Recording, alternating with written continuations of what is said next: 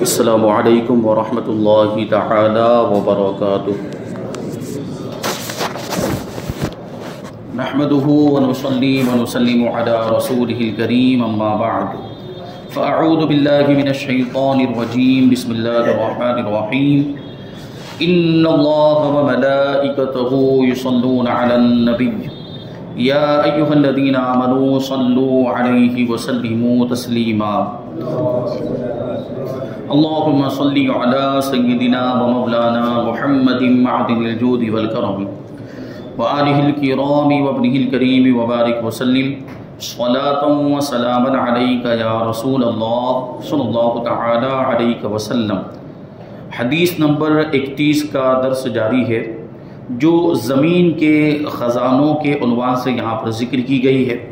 اس میں کچھ باتیں حدیث کا متن اور ترجمہ اور کچھ تشریح اس سے پہلے والے درس میں شامل کی گئی۔ حدیث کو ایک بار پھر سے سماعت کرتے ہیں اور پھر آگے بڑھتے ہیں۔ ان عقبۃ ان النبی صلی اللہ علیہ وسلم خرج یوما فصلى على اہل احد صلاته على المیت ثم انصرف على المنبر فقال انی فرط لکم وانا شہید علیکم وانی واللہ لانظر الى حوض الآن وانی اعطیت مفاتیح خزائن الارض وانی واللہ ما اخاف علیکم ان تشرکوا بعدی ولکنی اخاف ان تنافسوا فیہا۔ حضرت عقبہ رضی اللہ تعالیٰ عنہ سے روایت ہے کہ حضور صلی اللہ علیہ وسلم ایک دن گھر سے باہر تشریف لے گئے اور شہدائے احد کی قبروں پر اس طرح نماز پڑھی جیسے میت پہ نماز پڑھی جاتی ہے۔ پھر پلٹ کر منبر پر رونق افروز ہوئے اور ارشاد فرمایا کہ میں تمہارا پیش رو اور تمہارا گواہ ہوں اور میں خدا کی قسم اپنے حوض کو اس وقت دیکھ رہا ہوں اور بے شک مجھ کو زمین کے خزانوں کی کنجیاں دے دی گئی ہیں اور میں بخدا یقین کے ساتھ کہتا ہوں کہ مجھ کو تم لوگوں کے بارے میں ذرا بھی یہ ڈر نہیں ہے کہ تم لوگ میرے بعد مشرک ہو جاؤ گے، لیکن مجھے یہ خوف ہے کہ تم لوگ دنیا میں رغبت کرو گے اور ایک دوسرے پر حسد کرو گے۔ تو اس حدیث پاک سے ثابت ہونے والی چیزیں بیان کی جا رہی ہیں، ان میں سے 3 چیزیں اس سے پہلے والے درس میں شامل کی گئی ہیں۔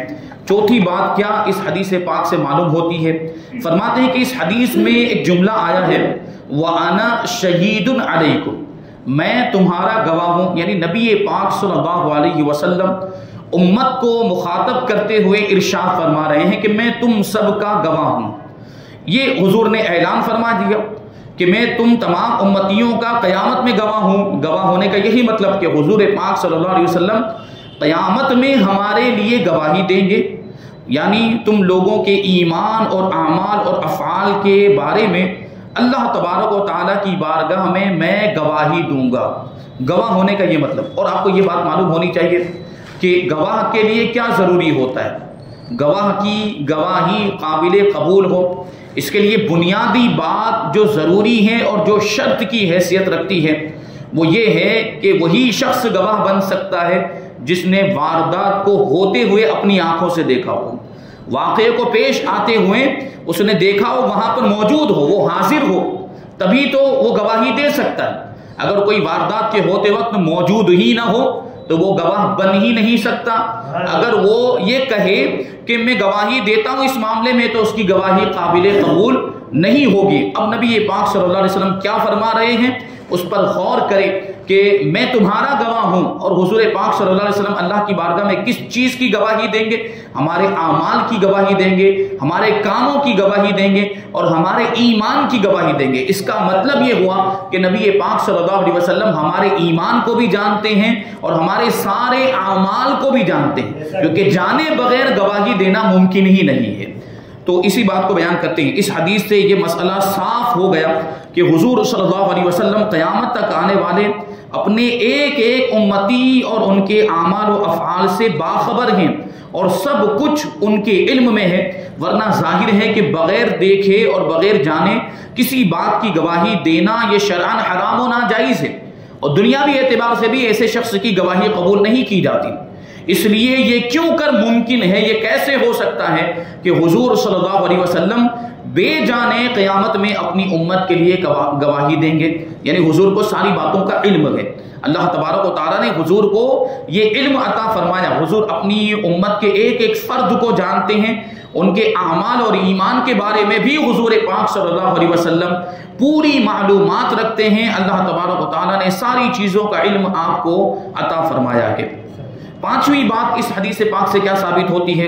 حضور پاک صلی اللہ علیہ وسلم نے اس حدیث میں ایک جملہ یہ ارشاد فرمایا, وَإِنِّي وَاللَّهِ لَأَنظُرُ إِلَىٰ حَوْضِ الْآن, یعنی خدا کی قسم میں اس وقت اپنے حوض کوثر کو دیکھ رہا ہوں. اور حضور پاک صلی اللہ علیہ وسلم کہاں پر تشریف فرما تھے؟ مسجد نبوی میں منبر پر تشریف فرما تھے, اور وہیں سے حضور پاک صلی اللہ علیہ وسلم نے یہ ارشاد فرمایا کہ میں اپنے حوض کوثر کو دیکھ رہا ہوں. حضور عالم دنیا میں ہے اور حوض کوثر کا تعلق عالم آخرت سے ہے. اس سے پتا چلا کہ حضور پاک صلی اللہ علیہ وسلم عالم دنیا میں رہتے ہوئے عالم آخرت کی چیزوں کو بھی ملاحظہ فرما دیا کرتے ہیں.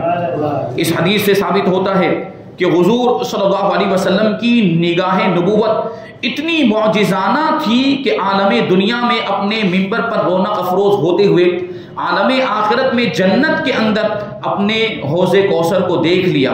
اس حدیث سے یہ مسئلہ آفتاب نیم روز کی طرح روشن ہو گیا کہ جس طرح حضور صلی اللہ علیہ وسلم کی ذات و صفات تمام مخلوقات میں بے مثل و بے مثال ہیں, لہٰذا حضور کے اعضاء شریفہ کی معجزانہ طاقتوں کو اگر کوئی اپنے اعضاء کی طاقتوں پر قیاس کرے تو یہ بہت بڑی گمراہی اور جہالت ہے. یعنی پھر حضور پاک صلی اللہ علیہ وسلم کو کے اعضاء کو اپنے اعضاء کی طرح سمجھے, حضور پاک صلی اللہ علیہ وسلم کی معجزانہ طاقت و قوت کو اپنی طاقت و قوت کی طرح سمجھے, یا جو یہ گمراہ اور بد مذہب کہہ دیتے ہیں معاذ اللہ کہ حضور پاک صلی اللہ علیہ وسلم تو ہمارے جیسے ہی بشر ہیں, ہمارے جیسے ہی انسان ہیں, ہماری طرح اٹھتے بیٹھتے کھاتے پیتے سوتے جاگتے ہیں, معاذ اللہ یہ حضور پاک صلی اللہ علیہ وسلم کی شان کو گھٹانے والی بات ہو جاتی ہے اور یہ سراسر گمراہی اور جہالت ہے. نبی پاک صلی اللہ علیہ وسلم میں حضور پاک صلی اللہ علیہ وسلم کے اعضاء شریفہ میں تو وہ معجزانہ طاقت ہے کہ انگلی کا اشارہ فرمائے تو چاند دو ٹکڑے ہو جاتا ہے, اور یہی انگلی کا اشارہ فرمائے تو ڈوبا ہوا سورج پھر سے نکل آتا ہے. یہ جو دعویٰ کرتے ہیں حضور پاک صلی اللہ علیہ وسلم کے تعلق سے کہ حضور ہمارے جیسے بشر ہیں تو اپنی انگلی کے اشارے سے چاند کے دو ٹکڑے کر کے دکھائیں, پھر کہیں کہ حضور ہمارے جیسے بشر ہیں اور سورج کو ڈوبے ہوئے سورج کو نکال کے دکھائیں, پھر کہیں کہ حضور ہمارے جیسے بشر ہیں. یہ نہیں کر سکتے, ان کے اندر طاقت ہی نہیں ہے. حضور پاک صلی اللہ علیہ وسلم نرالی شان کے مالک ہیں اور اللہ تبارک و تعالیٰ نے آپ کے اعضاء کو بھی معجزانہ شان عطا فرمائی تھی. کہاں حضور صلی اللہ علیہ وسلم اور کہاں ہم عیوب و نقائص کے پتلے, یعنی ہمارے اندر تو کتنی کمیاں ہیں, ہمارے اندر تو کتنی خرابیاں کتنی کمزوریاں ہیں, اور نبی پاک صلی اللہ علیہ وسلم کو تو اللہ تبارک و تعالیٰ نے معجزانہ شان عطا فرمائی تھی. وہ فارسی میں مقولہ ہے کہ چے نسبت خاک را با عالم پاک, خاک کو عالم پاک سے کیا نسبت ہے. حضور پاک صلی اللہ علیہ وسلم کی طاقت و قوت سے ہماری طاقت و قوت کا تو کوئی مقابلہ ہی نہیں ہو سکتا ہے, کیونکہ اللہ تبارک و تعالیٰ نے آپ کو ایسی عظیم طاقت معجزانہ طاقت عطا فرمائی تھی. چھٹی بات اس حدیث سے جو ثابت ہوتی ہے وہ یہ کہ اس حدیث میں حضور صلی اللہ علیہ وسلم نے ارشاد فرمایا وَإِنِّي أُعْطِيتُ مَفَاتِيحَ خَزَائِنِ الْأَرْضِ, یعنی مجھے زمین کے خزانوں کی کنجیاں عطا کر دی گئی, زمین کے خزانوں کی چابیاں دے دی گئی. مطلب یہ ہے کہ اللہ تبارک و تعالیٰ نے زمین کے تمام خزانوں کی چابیاں میرے ہاتھ میں دے دی ہے. اور خزانے کی کنجیوں کو کسی کے ہاتھ میں دے دینا اس کا کیا مطلب ہوتا ہے؟ تمام دنیا جانتی ہے کہ جب کوئی شخص یہ کہتا ہے کہ میں نے تو تالا کنجی فلاں کے ہاتھ میں دے دیا ہے تو اس کا مطلب یہی ہوا کرتا ہے کہ میں نے فلاں شخص کو اپنے خزانوں میں تصرف کرنے کا مالک و مختار بنا دیا ہے کہ وہ میرے مال میں جو چاہے تصرف کرے, جس کو چاہے جو دے دے, جو اس کو اختیار ہے کچھ بھی کرنے کا. تو حضور پاک صلی اللہ علیہ وسلم کو زمین کے خزانوں کی چابیاں دے دی گئی. اس کا مطلب یہ ہوا کہ اللہ تبارک و تعالیٰ نے حضور کو زمین کے خزانوں کا مالک و مختار بنا دیا ہے. حضور صلی اللہ علیہ وسلم جس کو جو چاہے اللہ تبارک و تعالیٰ کے خزانوں میں سے عطا فرماتے ہیں. اللہ تبارک و تعالیٰ نے آپ کو یہ اختیار دیا ہے. اب قابل غور یہ بات ہے کہ زمین کے خزانوں سے یہاں پر کیا مراد, کیونکہ جو لفظ آیا ہے وہ کیا ہے, خزائن الارض, یعنی زمین کے خزانے. اب زمین کے خزانے میں کون کون سی چیزیں آئیں گی, یہاں پر زمین کے خزانوں سے کیا مراد ہے؟ تو بعض شارحین حدیث نے یہ فرمایا کہ اس سے مراد آپ صلی اللہ علیہ وسلم کی وہ فتوحات ہیں جو آپ کو یا خلفائے راشدین کو یا ان کے بعد کے عمراء اور بادشاہوں کو حاصل ہوئی، یعنی ملک فتح ہوئے، علاقے فتح ہوئے، شہر فتح ہوئے، وہ فتوحات یہاں پر مراد ہیں کہ سلطنت روم و فارس وغیرہ کے تمام خزانے مسلمانوں کے ہاتھ میں آ گئے مال غنیمت کے طور پر۔ جب روم فتح ہوا، قیصر فتح ہوا، کسرا فتح ہوا، تو ان کے جو خزانے تھے وہ مسلمانوں کو مل گئے۔ تو یہ خزانے اس طرح جو ہے کہ مسلمانوں نے حاصل کیے، یہ خزانے حضور کو عطا فرمائے گئے تھے۔ چنانچہ حضرت ابو ہریرہ رضی اللہ تعالی عنہ اس حدیث کو سنا کر فرمایا کرتے تھے کہ انتم تنتسلونہا، یعنی زمین کے خزانے جو حضور صلی اللہ علیہ وسلم کو عطا کیے گئے تھے، تم ان خزانوں کو نکال رہے ہو اور حاصل کر رہے ہو۔ جب یہ سب فتوحات حاصل ہوئی، یہ ملک فتح ہوئے، اس وقت حضرت ابو ہریرہ رضی اللہ تعالی عنہ یہ بات ارشاد فرمایا کرتے تھے۔ اور بعض شارحین حدیث نے یہ فرمایا کہ خزانوں کے علاوہ سونا، چاندی، ہیرے، جواہرات، لوہا، تانبا، پیتل وغیرہ قسم قسم کی دھاتیں اور تیل، پیٹرول وغیرہ کے خزانے بھی اس میں داخل ہیں، کیونکہ یہ سب چیزیں بھی زمین ہی سے نکلتی ہیں، کہ یہ سارے خزانے حضور پاک صلی اللہ علیہ وسلم کی بدولت ہی امت کو ملے ہیں۔ تو اس سے ثابت ہوا کہ حضور پاک صلی اللہ علیہ وسلم کو ان ساری چیزوں کا اللہ تبارک و تعالیٰ نے مالک و مختار بنا دیا۔ اب مصنف علیہ رحمہ اپنی طرف سے ایک بات بیان کرتے ہیں یہاں پر زمین کے خزانوں کے تعلق سے۔ یہاں پر دو چیزیں تو ہم نے جانی، زمین کے خزانوں سے مراد پہلے نمبر پر کیا ہے؟ فتوحات، یعنی ملک فتح ہو گئے، اور دوسرے نمبر پر کہ زمین سے نکلنے والی دھاتیں، سونا، چاندی، ہیرے، جواہرات، پیٹرول، اور یہ ساری چیزیں اس میں شامل ہیں، تیل اور پیٹرول وغیرہ۔ تو فقیر راقب الحروف کا خیال ہے، یعنی مصنف علیہ رحمہ کا خیال ہے کہ شارحین حدیث نے زمین کے خزانوں کے بارے میں اسلامی فتوحات یا زمین کی قسم قسم کی کانوں کا جو تذکرہ کیا ہے یہ مثال کے طور پر ہے، ورنہ خزائن الارض صرف یہی سب اور اتنی ہی چیزیں نہیں ہیں، بلکہ خزائن الارض میں وہ چیزیں بھی داخل ہیں جو زمین سے نکلتی ہیں۔ اس بنا پر تمام جمادات اور نباتات اور حیوانات سبھی زمین کے خزانے میں داخل ہو جائیں گے، یعنی جمادات یعنی ساری بے جان چیزیں، پتھر ہے، کنکر وغیرہ جو بھی زمین سے تعلق رکھتی ہیں، اور اسی طریقے سے تمام نباتات یعنی زمین سے اگنے والی چیزیں، پودے، پیڑ وغیرہ، اور حیوانات یعنی تمام جاندار بھی اس میں شامل ہو جائیں گے۔ اس کا مطلب کیا ہوا کہ اللہ تبارک و تعالیٰ نے حضور کو جمادات کا بھی مالک و مختار بنایا ہے، حیوانات کا بھی مالک و مختار بنایا ہے، اور نباتات کا بھی مالک و مختار بنایا ہے۔ اسی وجہ سے آپ دیکھیں گے کہ جانور بھی حضور پاک صلی اللہ علیہ وسلم کی اطاعت و فرما برداری کیا کرتے تھے، اور پیڑ پودے بھی حضور پاک صلی اللہ علیہ وسلم کی اطاعت کرتے نہیں۔ آپ کو واقعہ معلوم کہ ایک درخت کو حضور پاک صلی اللہ علیہ وسلم نے بلایا تھا تو وہ زمین کو چیرتے ہوئے حضور پاک صلی اللہ علیہ وسلم کی بارگاہ میں حاضر ہو گیا تھا۔ تو یہ پیڑ اور درخت بھی حضور پاک صلی اللہ علیہ وسلم کی اطاعت کرتے، بلکہ بے جان چیزیں بھی حضور پاک صلی اللہ علیہ وسلم کو جانتی، پہچانتی اور مانتی ہیں، اور حضور پاک صلی اللہ علیہ وسلم کی نبوت اور رسالت کی گواہی دیتی۔ ایسے بہت سارے واقعات ہیں، تو یہ ساری چیزیں اس میں داخل ہیں۔ ہر قسم کی سبزیاں، غلے، اناج، پھل، قسم قسم کے ذائقے اور غذائیں، طرح طرح کی دوائیں، یہ سب زمین ہی میں سے تو نکلتی ہیں۔ جانداروں کے نطفے بھی زمین سے نکلی ہوئی غذاؤں کی ہی پیداوار ہیں۔ یعنی اگر یہ کوئی کہے کہ بھائی جاندار کو آپ نے کیسے شامل کر دیا، جاندار زمین سے تھوڑی نکلتا ہے، بھائی جانور، بکری، یہ گائے، بھینس وغیرہ یہ زمین سے نکلتے تھوڑی ہے، تو یہ زمین کے خزانوں میں کیسے آ گئی؟ تو کہتے ہیں کہ جانداروں کے جو نطفے ہوتے ہیں، جاندار بھی تو پیدا ہوتے تو نطفے سے پیدا ہوتے ہیں، اسپرم سے پیدا ہوتے ہیں، وہ نطفہ کیسے بنتا ہے؟ وہ نطفہ یہ انہی غذاؤں سے بنتا ہے جو غذائیں زمین سے نکلتی۔ جانور چارہ کھاتے ہیں، وہ چارہ کہاں سے نکلتا ہے؟ وہ چارہ زمین ہی سے نکلتا ہے، کیونکہ اگر جاندار زمین سے نکلی ہوئی غذائیں نہ کھاتے تو ان کی زندگی کہاں ہوتی، ان کے جسم میں خون کہاں سے پیدا ہوتا، اور بلا خون کے نطفہ اور منی کہاں سے پیدا ہوتی؟ غرض تمام جانور اور جاندار اور ان جانداروں کی زندگانی کا سارا ساز و سامان زمین ہی سے نکلتا ہے۔ اس لحاظ سے خزائن الارض میں تمام حیوانات، نباتات، جمادات داخل ہیں، بلکہ زمین و آسمان کے درمیان کی کائنات بھی زمین کے خزانوں میں شامل ہے۔ زمین و آسمان کے درمیان یہ بادل وغیرہ یہ بھی زمین کے خزانوں میں. اب یہ تعجب ہوگا آپ کو کہ یہ کیسے زمین کے خزانے میں؟ بادل تو اوپر ہیں، ان کا زمین سے کوئی تعلق نہیں ہے. کتنا فاصلہ ہے بادل کے درمیان اور زمین کے درمیان، تو یہ زمین کے خزانوں میں کیسے داخل ہو گئے؟ تو اس کے بارے میں کہتے ہیں کہ کیونکہ بدلی، بارش، اولے، قوس و قزح، یعنی ریمبو جو بنتا ہے نا، آپ نے دیکھا ہوگا بارش کے موسم میں، وہ کیا بولتے ہیں، اندر دھنش، جو 7 رنگ کا وہ ایک وہ کماندار کمان کی طرح جو ہے وہ ایک نظر آتی ہے، ایک شکل نظر آتی ہے. اور حالا یعنی چاند کے ارد گرد جو دائرہ بن جاتا ہے، رعد، برق، یہ ساری چیزیں یعنی گرج اور بجلی اور کڑک، یہ ساری چیزیں، یہ فضائی کائنات زمین ہی سے نکلے ہوئے بخارات کی پیداوار ہیں. بادل کیسے بنتا ہے؟ زمین سے بھاپ اڑتی ہیں، سورج کی گرمی کی وجہ سے پانی بھاپ بن جاتا ہے اور یہ اڑتا ہے، یہی بادل کی شکل اختیار کر لیتا ہے، اور اسی بادل میں سے بارش بھی برستی ہے، اسی میں سے اولے بھی برستے ہیں، اسی میں سے برف بھی گرتی ہے، اور اسی میں یہ قوس و قزح کا بھی معاملہ ہوتا ہے، اور گرج اور بجلی وغیرہ بھی.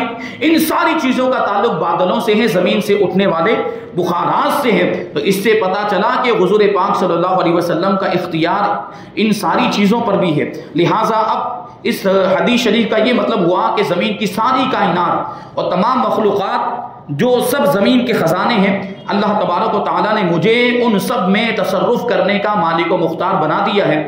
جب حدیث کے اندر لفظ خزائن الارض میں کوئی تقیید یا تخصیص موجود نہیں ہے، یعنی خزائن الارض میں کوئی قید نہیں لگائی گئی کہ یہ خزانے وہ خزانے، ایسی کوئی قید نہیں لگائی گئی، اور کوئی تخصیص بھی نہیں، یعنی کسی چیز کو خاص بھی نہیں کیا گیا کہ حدیث میں تو مطلق فرمایا، کوئی خاص چیز کا ذکر نہیں موجود کہ خزانوں سے یہ مراد ہے.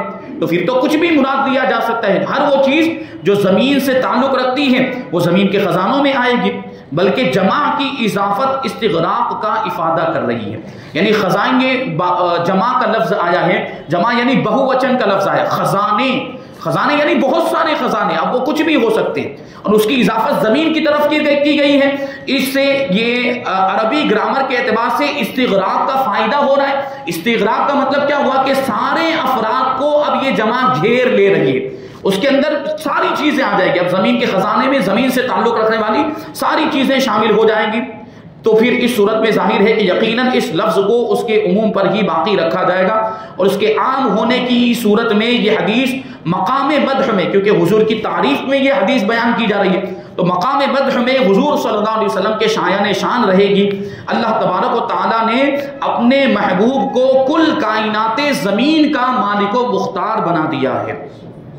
8ویں بات جو اس حدیث سے ثابت ہوتی ہے، حضور صلی اللہ علیہ وسلم نے اس حدیث میں یہ بھی ارشاد فرمایا، وَإِنِّي وَاللَّهِ مَا أَخَافُ عَلَيْكُمْ أَن تُشْرِكُوا بَعْدِي، یعنی خدا کی قسم میں یقین کے ساتھ کہتا ہوں کہ مجھے اپنے بعد میں تمہارے مشرک ہو جانے کا کوئی خوف نہیں ہے.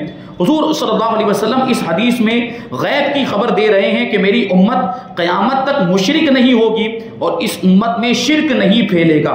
اگرچہ بعض حدیثوں میں یہ آیا ہے کہ اس وقت تک قیامت قائم نہیں ہوگی جب تک کہ قبیلہ دوس کی عورتیں بتوں کا طواف نہ کریں گی. اب بتوں کا طواف کرنے کا کیا مطلب؟ یہ تو شرک والا کام ہے. تو ایک طرف تو اس حدیث سے یہ معلوم ہو رہا ہے کہ امت شرک نہیں کرے گی، اور دوسری حدیث سے یہ پتا چل رہا ہے کہ کچھ قبیلے کے مخصوص علاقے کے لوگ شرک کریں گے. ان دونوں حدیثوں میں تطبیق اور موافقت اس طرح دی جائے گی کہ حضور صلی اللہ علیہ وسلم کے ارشاد کا یہ مطلب ہے کہ حضور کی ساری امت ایک دم مشرک ہو جائے، سب کے سب ایک ساتھ میں مشرک ہو جائے، ایسا تو قیامت تک نہیں ہوگا. لیکن کہیں کہیں کچھ بستیوں والے یا کچھ افراد شرک میں مبتلا ہو جائیں، ایسا ہو سکتا ہے.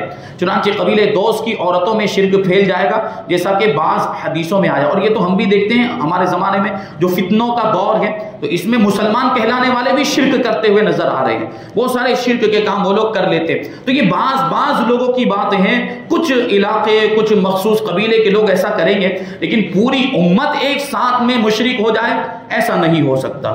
9ویں بات اور آخری بات، حدیث پاک کا آخری ٹکڑا، وَلَكِنِّي أَخَافُ عَلَيْكُمْ أَن تَنَافَسُوا فِيهَا، لیکن مجھے اس بات کا ڈر ہے کہ تم دنیا میں رغبت کرنے لگ جاؤ گے اور دنیا کے مال و دولت کی لالچ میں ایک دوسرے سے حسد کرنے لگ جاؤ گے. اس کا مطلب یہ ہے کہ مجھے یہ خوف اور ڈر ہے کہ میری امت والے دنیا کی محبت میں گرفتار ہو کر اس طرح دنیا کی رغبت میں پھنس جائیں گے کہ ایک دوسرے سے بغض و حسد کرنے لگ جائیں گے.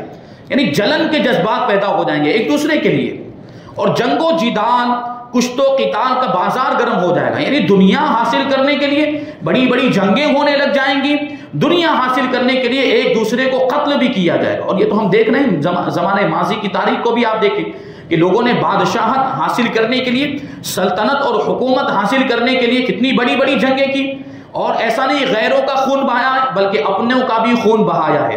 مسلمانوں میں بھی آپس میں جنگیں ہوئی ہیں، مسلمان دو بادشاہ، سامنے بھی مسلمان بادشاہ، ادھر بھی مسلمان بادشاہ، ایسی جنگیں ہوئی ہیں یہ دنیا کی لالچ میں۔ چنانچہ بعض روایتوں میں یہ بھی آیا ہے کہ جیسے اگلی امتیں دنیا کی رغبتوں میں پھنس کر ہلاک ہو گئی، اسی طرح میری امت بھی دنیاوی رغبتوں کا شکار ہو کر ہلاکت کے غار میں گر پڑے گی۔